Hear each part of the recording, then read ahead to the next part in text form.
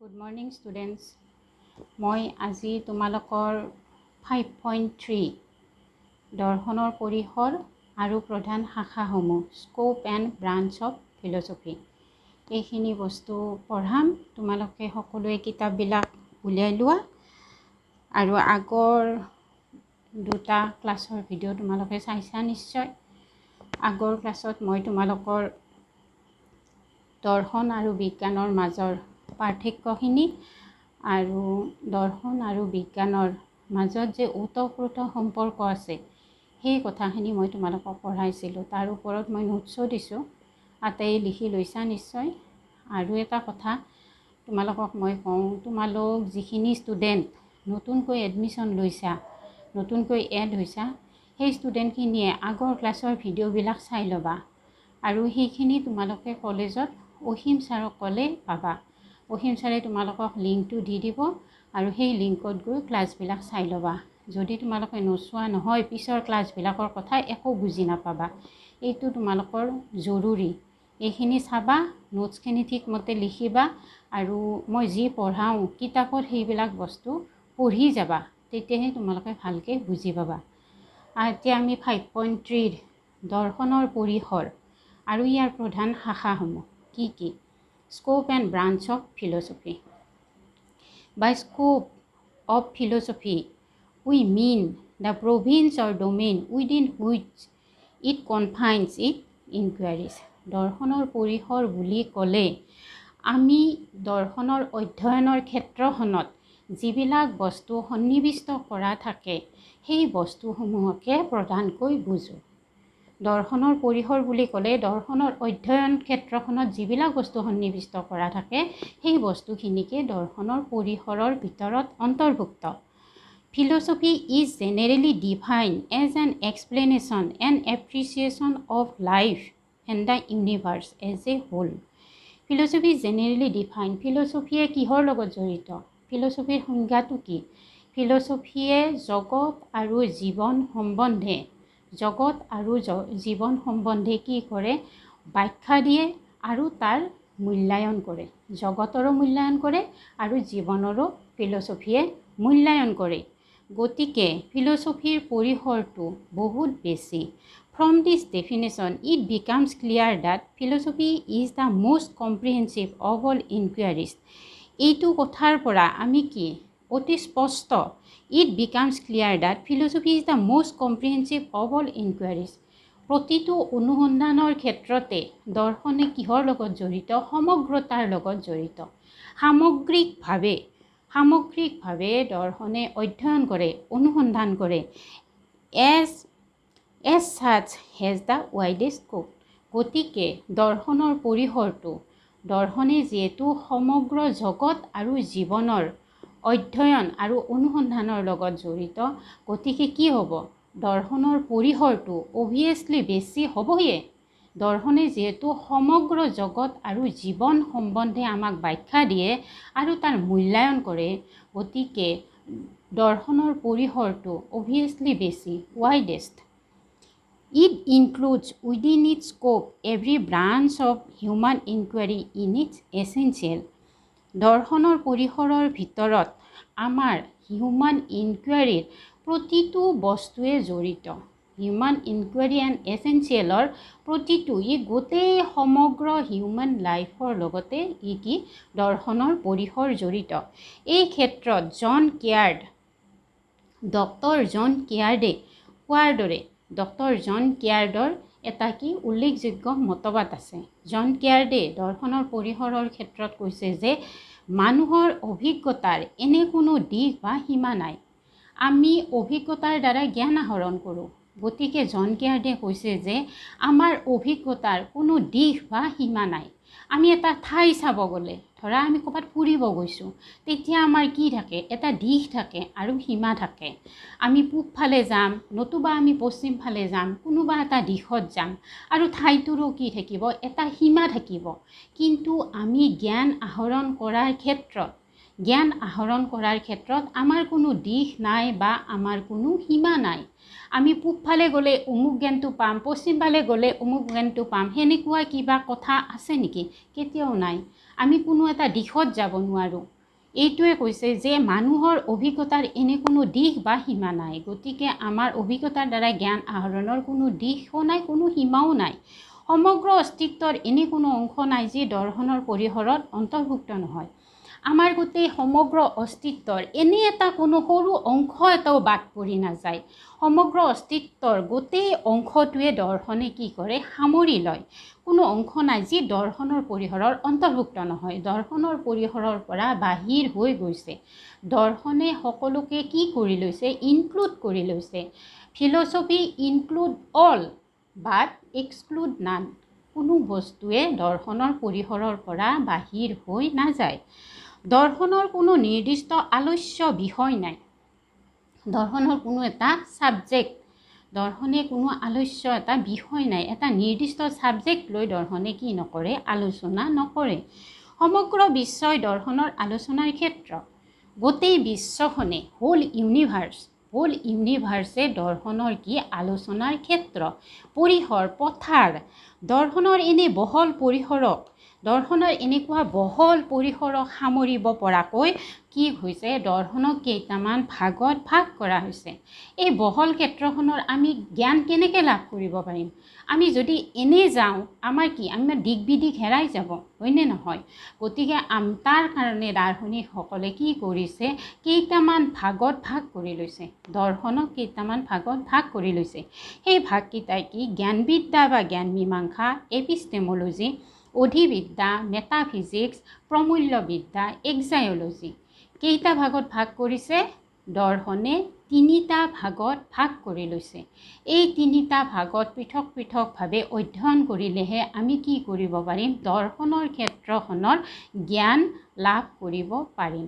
গতিকে আমি কি পালোঁ? দৰ্শনৰ 3টা ভাগ পালোঁ। তোমালোকে মনত ৰাখিবৰ বাবে এটা কাম কৰিব পাৰা। দৰ্শনক যদি আমি এডাল গছ বুলি কওঁ, দৰ্শন যদি এডাল, ফিলচফি এডাল যদি গছ হয়, তাৰ ধৰা 3টা ডাল আছে, ব্ৰাঞ্চ আছে। সেই ব্ৰাঞ্চকেইটা কি হ'ব? ব্ৰাঞ্চকেইটা হ'ব কি? জ্ঞানবিদ্যা, অধিবিদ্যা আৰু প্ৰমূল্যবিদ্যা, এপিষ্টেমোলজি, মেটাফিজিক্স আৰু এক্সাইঅলজি। তোমালোকে মনত ৰখাৰ সুবিধাৰ বাবে এনেকুৱাকৈ ভাবিব পাৰা। দৰ্শন হ'ল এডাল গছ আৰু তাৰ 3টা ব্ৰাঞ্চ হ'ল কি? জ্ঞানবিদ্যা, অধিবিদ্যা আৰু প্ৰমূল্যবিদ্যা। যদি আমি দৰ্শনৰ পৰিসৰৰ ভিতৰত পৰিসৰটো চাব যাওঁ, এই 3টা শাখাৰ বিষয়ে, এই 3টা ব্ৰাঞ্চৰ বিষয়ে আমি কি বেলেগে বেলেগে কি কৰিব লাগিব? অধ্যয়ন কৰিব লাগিব। এতিয়া চাবা, জ্ঞানবিদ্যা বা জ্ঞান মীমাংসানো কি? জ্ঞানবিদ্যা হৈছে কি? দৰ্শনৰ এটা প্ৰধান শাখা। মই ক'লোৱে, দৰ্শন নামৰ গছডালৰ 3টা শাখা আছে। গতিকে কি? তাৰে এটা শাখা কি হ'ব? জ্ঞানবিদ্যা। আৰু ইংৰাজীত জ্ঞানবিদ্যা কি বুলি কোৱা হয়? জ্ঞানবিদ্যাৰ ইংৰাজী প্ৰতিশব্দটো কি? এপিষ্টেমোলজি। জ্ঞানবিদ্যাক ইংৰাজীত এপিষ্টেমোলজি বুলি কোৱা হয়। এই এপিষ্টেমোলজি শব্দটো গ্ৰীক এপিষ্টিম আৰু লগছ শব্দৰ পৰা উৎপত্তি হৈছে। এপিষ্টেমোলজি শব্দটো ক'ৰ পৰা উৎপত্তি হৈছে? গ্ৰীক শব্দৰ পৰা। গ্ৰীক শব্দৰ পৰা এপিষ্টেমোলজি শব্দটোৰ উৎপত্তি হৈছে। এপিষ্টিম আৰু লগছ। এপিষ্টিম শব্দৰ অৰ্থ হৈছে জ্ঞান আৰু লগছ শব্দৰ অৰ্থ হৈছে কি? বিজ্ঞান। গতিকে এপিষ্টেমোলজি শব্দৰ ব্যুৎপত্তিগত অৰ্থ কি হ'ব? যদি মই তোমালোকক সোধোঁ যে এপিষ্টেমোলজি শব্দটোৰ ব্যুৎপত্তিগত অৰ্থ কি? কি ক'বা তোমালোকে? এপিষ্টিম শব্দৰ অৰ্থ হৈছে কি? জ্ঞান আৰু লগছ শব্দৰ অৰ্থ হৈছে বিজ্ঞান। গতিকে এই দুয়োটাক যদি আমি লগ কৰি দিয়া যায়, তেতিয়াহ'লে কি? এপিষ্টেমোলজি শব্দটোৰ আমি ব্যুৎপত্তিগত অৰ্থটো পাম। এপিষ্টেমোলজি শব্দটোৰ ব্যুৎপত্তিগত অৰ্থ হৈছে কি? জ্ঞানবিদ্যা বা জ্ঞান বিজ্ঞান, য'ত কি জ্ঞানৰ বিজ্ঞানসন্মতভাৱে আলোচনা কৰা হয়। বুজি পাইছানে তোমালোকে? গতিকে জ্ঞানবিদ্যা কাক বোলে? জ্ঞান সম্পৰ্কীয় বিজ্ঞানসন্মত আলোচনাই হৈছে কি? জ্ঞানবিদ্যা। দৰ্শনৰ যিটো বিভাগে জ্ঞানৰ প্ৰকৃতি, উৎস বা উৎপত্তি, সীমা সম্ভাৱনা ইত্যাদি জ্ঞানৰ অন্তৰ্গত বিভিন্ন বিষয়ৰ বিজ্ঞানসন্মতভাৱে আলোচনা কৰে তাকে কি বোলে জ্ঞানবিদ্যা বা জ্ঞান মীমাংসা বোলে। এইটো জ্ঞানবিদ্যা আৰু জ্ঞান মীমাংসাৰ সংজ্ঞা ডেফিনেশ্যন। কি কৈছে জ্ঞান সম্পৰ্কীয় বিজ্ঞানসন্মত আলোচনাই হৈছে জ্ঞানবিদ্যা আৰু দৰ্শনৰ যিটো বিভাগে জ্ঞানৰ প্ৰকৃতি উৎস উৎপত্তি সীমা সম্ভাৱনীয়তা ইত্যাদি জ্ঞানৰ অন্তৰ্গত বিভিন্ন বিষয়ৰ বিজ্ঞানসন্মতভাৱে আলোচনা কৰা হয় তাকে কি বোলে জ্ঞানবিদ্যা বা জ্ঞান মীমাংসা। The word epistemology is derived from two Greek words. Epistemology শব্দটো দুটা গ্ৰীক শব্দৰ পৰা উৎপত্তি হৈছে। derived from two Greek words. words দুটা কি episteme and logos. episteme means knowledge and logos means science. Hence the meaning of epistemology is the etymological standpoint. The meaning of epistemology is science of knowledge. epistemology শব্দটোৰ etymological meaning to কি হ'ব science of knowledge. epistemology is a branch of philosophy. epistemology to কি হয় এটা philosophy branch হয় which inquiries into the nature, origin, source, condition and limits of knowledge. এটো কিহৰ ইনকুৱাৰি কৰে inquiries into the nature, origin, source, condition and limits of knowledge. That is called epistemology. It deals with the question. epistemology কিহৰ বিষয়ে অধ্যয়ন কৰে what is knowledge জ্ঞান কি what is the origin and source of knowledge জ্ঞানৰ উৎপত্তি ক'ৰ পৰা হৈছে and source of knowledge ইয়াৰ পৰিসীমা কি ইয়াৰ পৰিসৰ কি source of knowledge is knowledge of the ultimate reality possible পৰম সত্তাৰ জ্ঞান সম্ভৱনে what are the condition of validity of knowledge জ্ঞানৰ বৈধতা কি what is the range and limits of knowledge ইয়াৰ সম্ভাৱনীয়তা আৰু সীমা কি in short থোৰতে আমি কি ক'ব পাৰোঁ in short epistemology is the criticism of knowledge. epistemology আমি থোৰতে কি বুলি ক'ব পাৰোঁ এটা জ্ঞান সম্পৰ্কীয় সমালোচনা জ্ঞান সম্পৰ্কীয় যিবিলাক সমালোচনা কৰা হয় জ্ঞানৰ সমালোচনা কৰা হয় সেইবিলাক ক'ত কৰা হয় epistemology. epistemology should be carefully distinguished from psychology of knowledge. epistemology ক'ৰ পৰা ডিফাইন কৰা হৈছে ক'ৰ পৰা distinguish epistemology should be carefully distinguished from psychology. psychologyৰ পৰা মনোবিজ্ঞানৰ পৰা epistemology পৃথক বুলি কোৱা হৈছে কিয় পৃথক psychology deals with the origin and gradual development of knowledge in the individual mind. psychology কি বিষয়ৰ অধ্যয়ন কৰে psychology অধ্যয়ন কৰা বিষয়টো হৈছে কি knowledge of the individual mind মানুহৰ কি individual mindৰ development origin সেইটোৱে কি কৰে psychology কি কৰে অনুসন্ধান কৰে psychologyয়ে individual mindৰহে কি কৰে ব্যক্তি বিশেষৰ উৎপত্তি আৰু জ্ঞান সম্বন্ধে psychologyয়ে জ্ঞান দিয়ে গতিকে এই ক্ষেত্ৰত আমি psychologyৰ জ্ঞানটো সাবজেক্টিভ বুলিও ক'ব পাৰোঁ It does not inquiry into the validity and limits of human knowledge. এইটোৱে কি নকৰে epistemology does not inquiry কেতিয়াও অনুসন্ধান নকৰে into the validity and limits of human knowledge মানুহৰ জ্ঞানৰ বৈধতা আৰু সীমা সম্বন্ধে psychology কেতিয়াও অনুসন্ধান নকৰে epistemology on the other hand অন্যহাতে epistemology is concerned epistemology সদায়কে সজাগ আৰু সদায় সচেতন with the condition of validity and limits of knowledge আমাৰ কি জ্ঞানৰ বৈধতা সীমা আৰু ইয়াৰ জ্ঞানৰ বৈধতা সীমা আদি সম্ভাৱনীয়তাৰ লগত কি epistemology এইবিলাক কথাক লৈ সদায় কি সজাগ আৰু সচেতন আমাৰ জ্ঞানৰ বৈধতা কি ইয়াৰ সম্ভাৱনীয়তা কি আমাৰ জ্ঞানৰ পৰিসীমা ক'ত এইবিলাক কথাক লৈ জ্ঞানবিদ্যা সদায় কি সজাগ আৰু সচেতন ইয়াৰ পিছত আমি যদি জ্ঞানবিদ্যাৰ ইতিহাস চাব যাওঁ, এপিষ্টেমোলজিৰ আমি হিষ্ট্ৰীটো চাব যাম, তেতিয়াহ'লে আমি কি পাম? পাশ্চাত্য দৰ্শনৰ ইতিহাসত দেখা যায় যে গ্ৰীক দাৰ্শনিক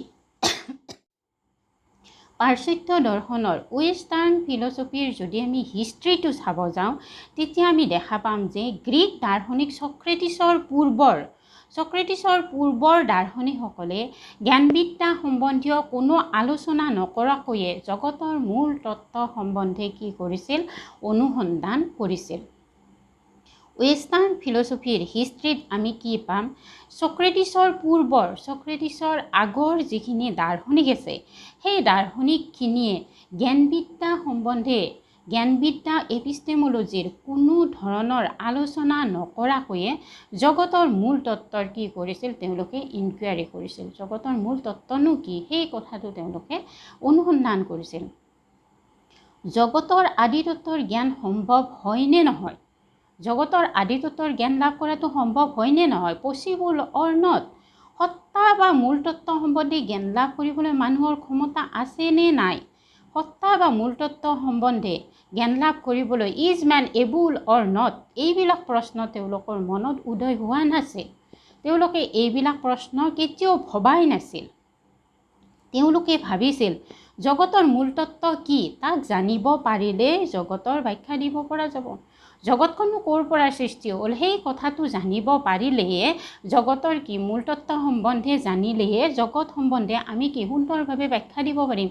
এই কথাখিনি কোনে কৈছিল? ছক্ৰেটিছৰ পূৰ্বৰ দাৰ্শনিকসকলে। এই কথাখিনি আমি ক'ত পাইছোঁ? পাশ্চাত্য দৰ্শনৰ ইতিহাসত পাইছোঁ, ৱেষ্টাৰ্ণ ফিলচফিৰ হিষ্ট্ৰীত পাইছোঁ।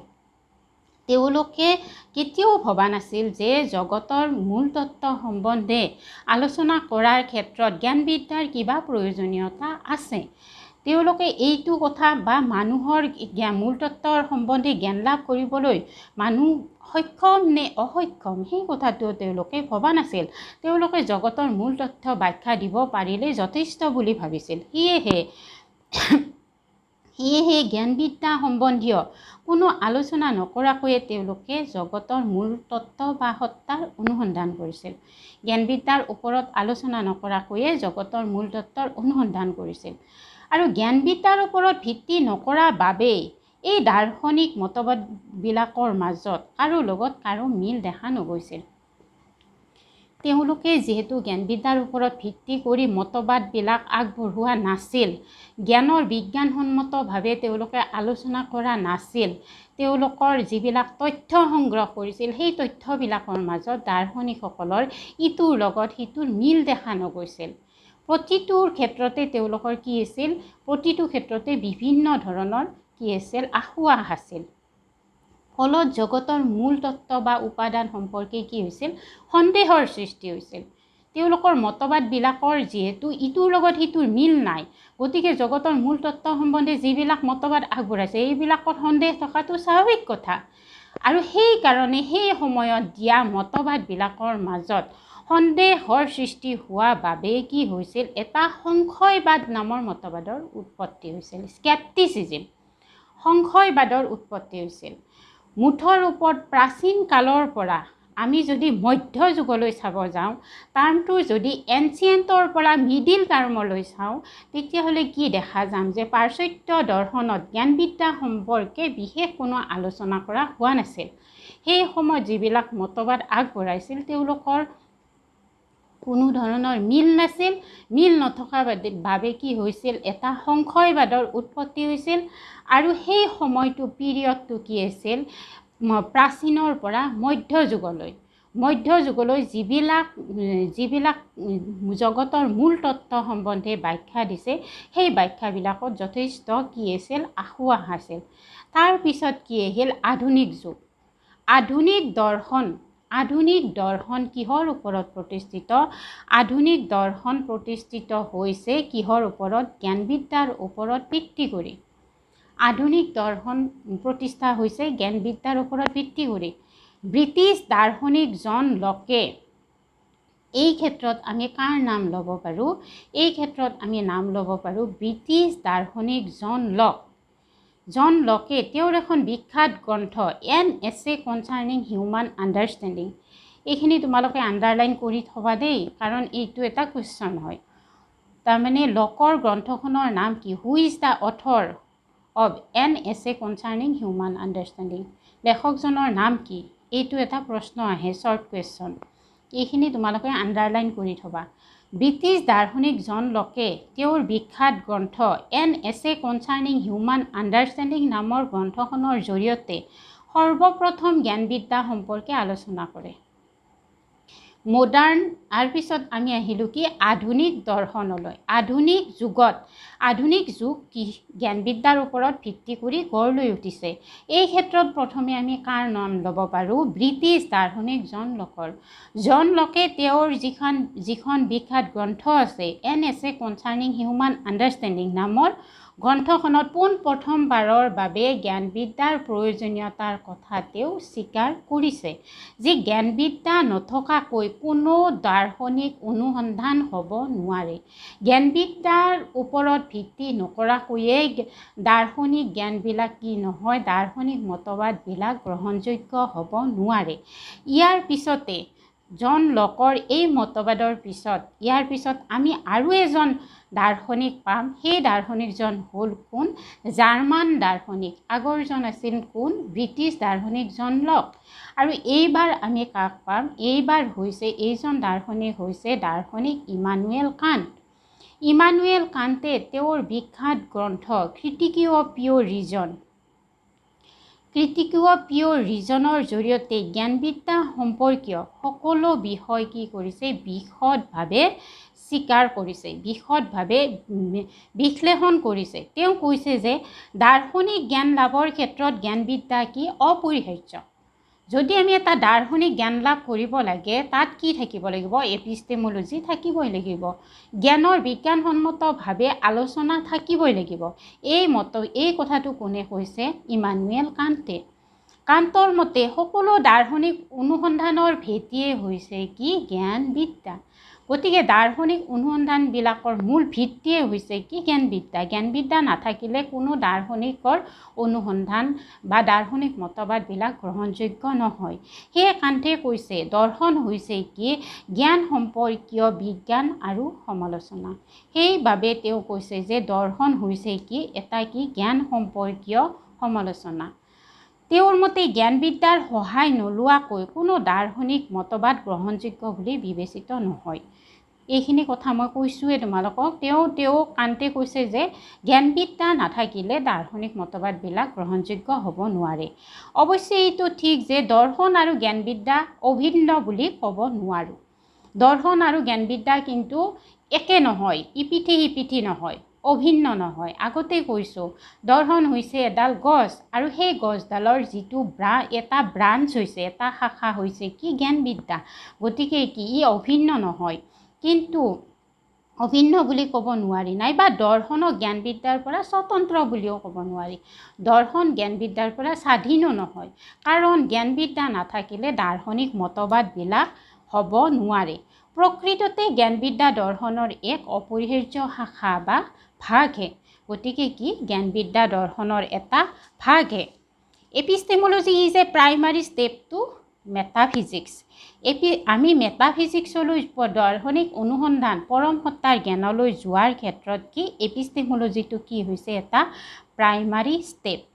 It has a dominant place in modern philosophy. এইটোৱে এপিষ্টেমোলজিয়ে এটা কি প্ৰধান এটা ঠাই এটা দখল কৰি আছে। It has a dominant place in modern philosophy. আধুনিক দৰ্শনত এপিষ্টেমোলজিয়ে এটা কি এটা মূল ডমিনেণ্ট প্লেচ এটা লৈ আছে। Modern philosopher do not indulge in metaphysical speculation without a prior criticism of possibility of the knowledge. এপিষ্টেমোলজিৰ জ্ঞান নোহোৱাকৈ কোনো মেটাফিজিকেল ইনভেষ্টিগেশ্যনবিলাকত ফিলচফাৰবিলাকে নিজকে কেতিয়াও সাঙুৰি লোৱা নাই। যে যদি এপিষ্টেমোলজি নাথাকে, জ্ঞানবিদ্যা নাথাকে, এপিষ্টেমোলজি অবিহনে কোনো ক্ৰিটিচিজম, কোনো এটা মতবাদ ক্ৰিটিচাইজ কৰিব নোৱাৰি। তাত কি থাকিব লাগিব? এপিষ্টেমোলজি থাকিবই লাগিব। এই ক্ষেত্ৰত মই আগতেও কৈছোঁ এই ক্ষেত্ৰত প্ৰথমে কোন আহিল এই ক্ষেত্ৰত কোনে কৈছে এইখিনি কথা John Locke who for the first time made serious decision on epistemology in his book An Essay Concerning Human Understanding জন লকে N Essay Concerning Human understanding নামৰ বিখ্যাত গ্ৰন্থখনৰ জৰিয়তে এপিষ্টেমোলজি সম্বন্ধে আমাক কি দিছে এটা চিৰিয়াছ ডিচিশ্যন এটা দিছে He point out the necessity of inquiring into the nature, condition and limits of knowledge. He point out জন লকে কি কৰিছে পইণ্ট আউট কৰি দিছে অনুসন্ধানবিলাকৰ ক্ষেত্ৰত দাৰ্শনিক অনুসন্ধানবিলাকৰ ক্ষেত্ৰত জ্ঞানৰ সম্ভাৱনীয়তা সীমা তাৰ স্বৰূপ জনাৰ কিমান প্ৰয়োজনীয় সেই কথাখিনি তেওঁ এই বিখ্যাত গ্ৰন্থখনৰ জৰিয়তে এছে কনচাৰ্নিং হিউমান আণ্ডাৰষ্টেণ্ডিং নামৰ গ্ৰন্থখনৰ জৰিয়তে কি কৰিছে পইণ্ট আউট কৰি দিছে আৰু লকৰ পিছত আফটাৰ লক আৰু এজন দাৰ্শনিকৰ নাম আমি ল'ব পাৰোঁ কোন দাৰ্শনিক সেইজন হৈছে কি ইমানুৱেল কাণ্ট আৰু ইমানুৱেল কাণ্টৰ বুকখনৰ নাম কি আছিল Immanuel Kant a famous German philosopher who made significant contribution to epistemology in his book Critique of Pure Reason আৰু এই ক্ৰিটিক অফ পিয়'ৰ ৰিজন নামৰ বিখ্যাত গ্ৰন্থখনৰ জৰিয়তে এটা কি দিছে এপিষ্টেমোলজিলৈ এটা কি দিছে ছিগনিফিকেণ্ট কণ্ট্ৰিবিউশ্যন এটা দিছে according to him philosophy is the science of criticism of cognition জ্ঞানৰ ক্ষেত্ৰত দাৰ্শনিক জ্ঞানৰ ক্ষেত্ৰত এপিষ্টেমোলজিটো কি হৈছে এটা বিজ্ঞান সম্বন্ধীয় সমালোচনা science and criticism of cognition he identified philosophy with epistemology তেওঁ কি কৰিছে আইডেণ্টিফাইড কৰিছে ফিল'চফি উইথ এপিষ্টেমোলজি আজি আমি এপিষ্টেমোলজিত এতিয়া কি পালোঁ এপিষ্টেমোলজি শব্দটো ক'ৰ পৰা উৎপত্তি হৈছে এপিষ্টেমোলজি শব্দটো ক'ৰ পৰা উৎপত্তি হৈছে এইটো এটা কুৱেশ্যন পালোঁ দ্বিতীয়তে আমি কি পালোঁ এপিষ্টেমোলজি শব্দটোৰ ব্যুৎপত্তিগত অৰ্থ কি এইটো এটা কুৱেশ্যন পালোঁ তাৰপিছত পালোঁ এপিষ্টেমোলজিৰ সংজ্ঞা ডেফিনেশ্যন অফ এপিষ্টেমোলজিৰ সংজ্ঞাটো কি তাৰপিছত আহিল শ্বৰ্ট কুৱেশ্যন দুটা সেই দুটা হৈছে জন লক আৰু ইমানুৱেল কাণ্ট জন লকৰ An Essay Concerning Human Understanding গ্ৰন্থখনৰ লেখকজন কোন হু ইজ দ্য অথৰ তাৰপিছত আহিল ইমানুৱেল কাণ্টৰ ক্ৰিটিক অফ পিয়'ৰ ৰিজন এই কিতাপখনৰ অথৰজনৰ নাম কি এইকেইটা হ'ল শ্বৰ্ট কুৱেশ্যন তাৰপিছত আহিল আমি কি পাম তাৰপিছত এপিষ্টেমোলজি আৰু দৰ্শনৰ মাজত সম্বন্ধটো কি what is the relation between epistemology and philosophy epistemology আৰু দৰ্শনৰ মাজত সম্বন্ধটো কি আৰু এপিষ্টেমোলজি সম্পৰ্কে এটা কি আহিব পাৰে শ্বৰ্ট নোট আহিব পাৰে এইখিনিয়ে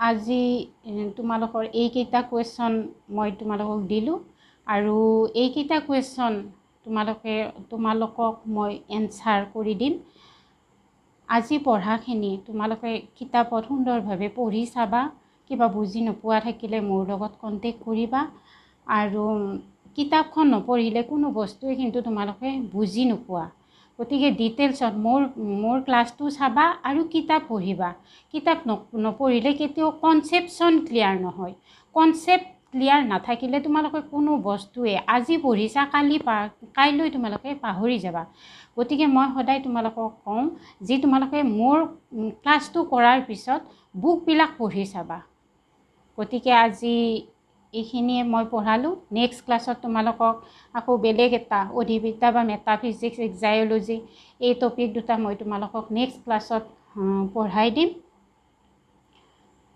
গতিকে আজিলৈ ইমানেই এৰিছোঁ